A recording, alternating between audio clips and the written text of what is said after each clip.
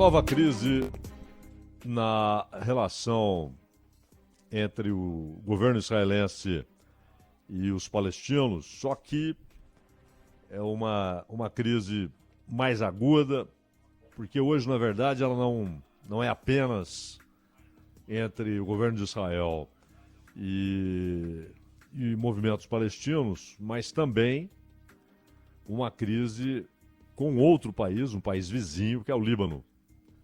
Claro que essa crise com o Líbano tem ligação direta com a ação do Hezbollah. O Hezbollah, ele é ao mesmo tempo um grupo paramilitar e partido político.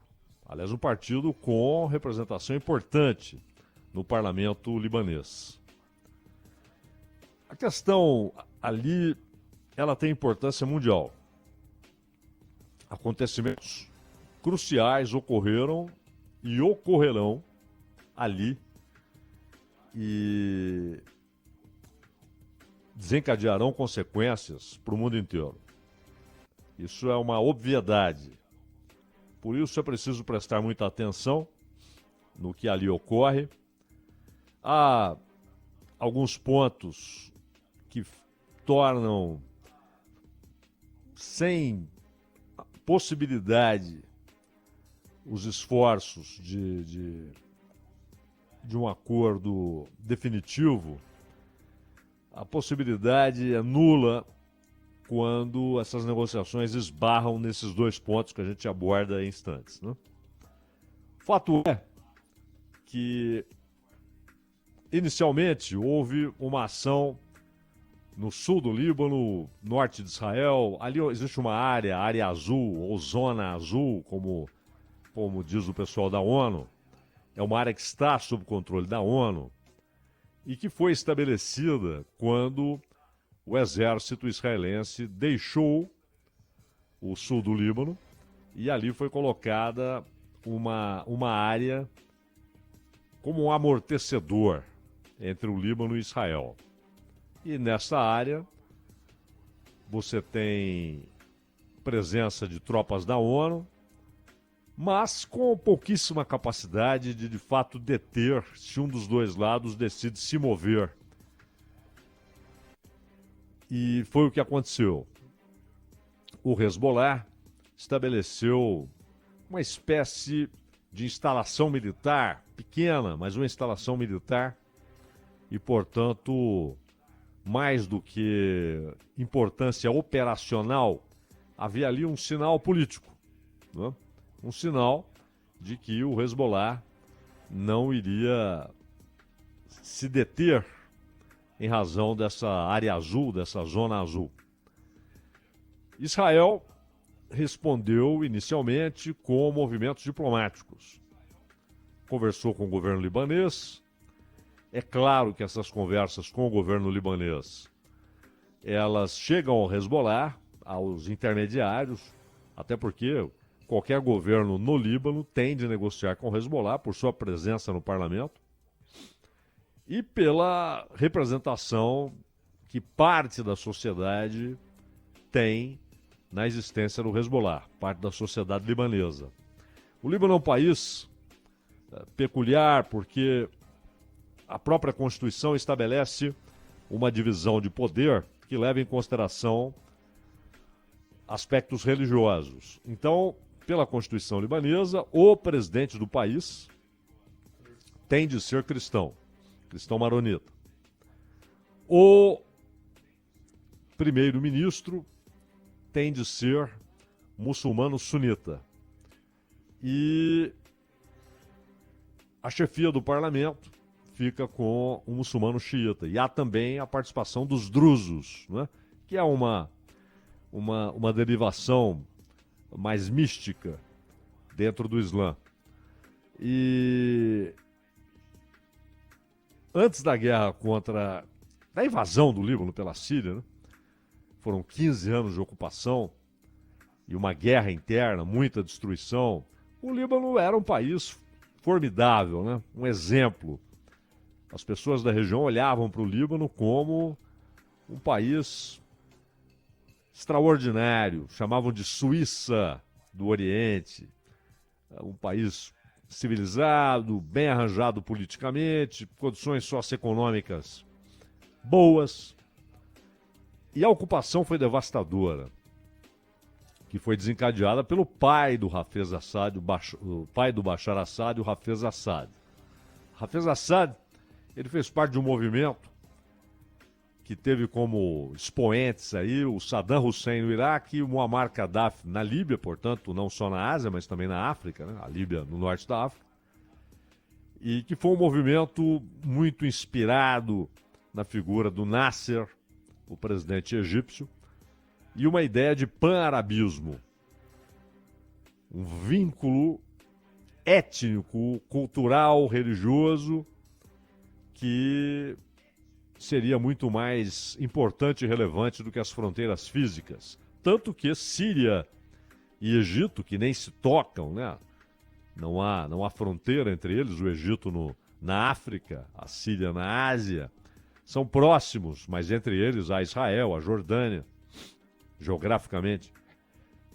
Chegaram a fazer uma união republicana, né? Como se fossem um só país. Havia uma união jurídica que durou pouco tempo, mas houve, dentro dessa ideia do pan-arabismo. E a Síria, em 75, decidiu invadir o Líbano, com reivindicações territoriais e também eles enxergavam como uma maneira de ter um controle com um país que tem uma fronteira importante com Israel, no norte de Israel. Também houve, naquele momento, uma reação da Jordânia contra os palestinos, porque, de certa maneira, o rei da Jordânia entendeu que a OLP conspirava contra seu reinado. E houve uma expulsão de palestinos, uma repressão pesada contra palestinos na Jordânia, e muitos foram para o Líbano. Tornaram-se refugiados no Líbano. Não só para o Líbano, mas houve um movimento muito forte em direção ao Líbano. E depois tivemos aquela invasão israelense, com o ataque devastador contra Sabra e Shatila, né? Os acampamentos palestinos atacados e tal. E muitas crises ocorreram depois disso, muitas intifadas, né, que são esses levantes palestinos, muitas vezes, e principalmente em sua origem, com pedras, né? Eles reagiam e enfrentavam tanques, blindados, armamento moderno com pedras. E depois, até por financiamento externo, conseguiram um arsenal cuja dominação do Hamas em Gaza, né? Esse armamento foi decisivo. A importância foi decisiva para o domínio do Hamas em Gaza. Então, depois de 15 anos, os sírios saíram, mas o Líbano nunca se recuperou plenamente. Muito desemprego, crise política. Há quanto tempo o Líbano procura um presidente que de fato tenha apoio parlamentar, que não tenha de navegar o tempo todo no mar de crises, de instabilidade, de risco de deposição?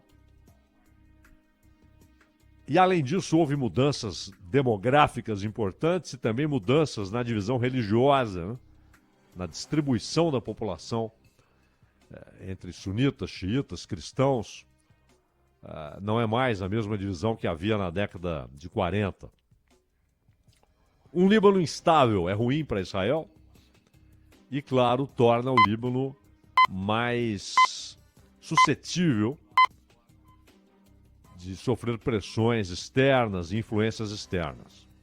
E o Hezbollah nasce como um partido político, também como um movimento guerrilheiro, xiita, financiado pelo Irã, armado pelo Irã, inclusive quando tentaram naquela ação estúpida, criminosa dos Estados Unidos para a deposição do Bashar Assad, porque foi uma ação criminosa do governo Barack Obama e também com a assinatura da então secretária de Estado Hillary Clinton, uma ação criminosa, né? Eles tentaram aproveitar o que chamavam de Primavera Árabe, uma analogia infeliz e completamente sem propósito com a Primavera de Praga, né? Esmagada pelos tanques do Pacto de Varsóvia em 68, na Tchecoslováquia. Né? E nada havia, não havia relação histórica, não havia nexo causal, né? Entre aqueles acontecimentos do final dos anos 60 e o que acontecia a partir da Tunísia, portanto na África, que levou o Ocidente a chamar de Primavera Árabe.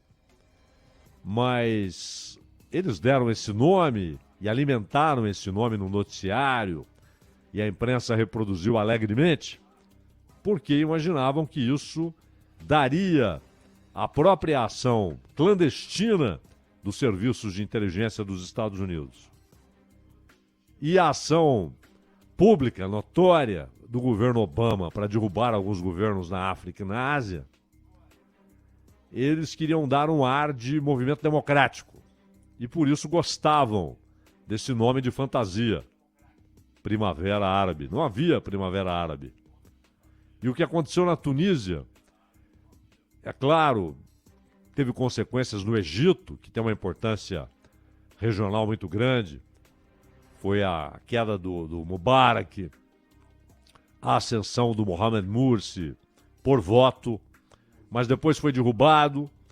E o Egito voltou à condição anterior, um general autocrata, que agora é o Sisi, não é mais o Mubarak, mas nada mudou. Nada mudou. Você tem uns militares no poder, ainda que pelo voto, mas com um controle que caracteriza uma autocracia. E os outros países que foram desestabilizados por aquele momento não mudaram na Ásia, mas na África houve a devastação da estabilidade política na Líbia. A Líbia está mergulhada no caos desde a morte do Gaddafi. Uma morte que, quando você pega o noticiário daquela época, dá a entender que, assim como ocorreu com Mussolini, né, Gaddafi foi descoberto ali por uma massa enfurecida e foi morto. Mas não foi só isso.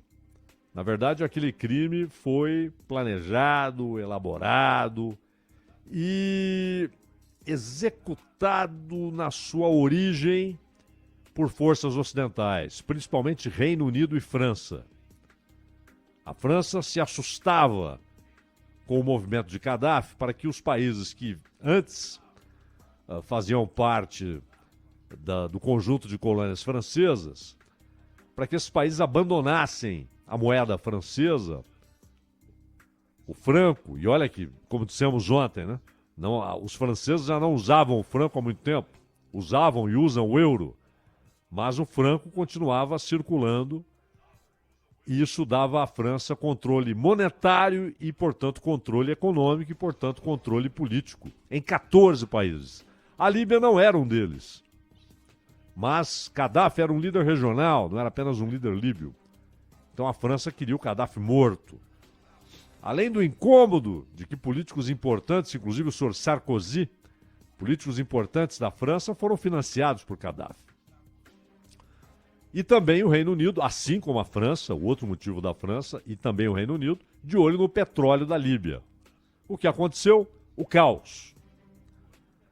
2 governos, confrontos entre regiões, uma parte importante do país sob controle do Estado Islâmico e uma disputa entre Rússia e Turquia pela condição de principal influenciador nos acontecimentos políticos na Líbia.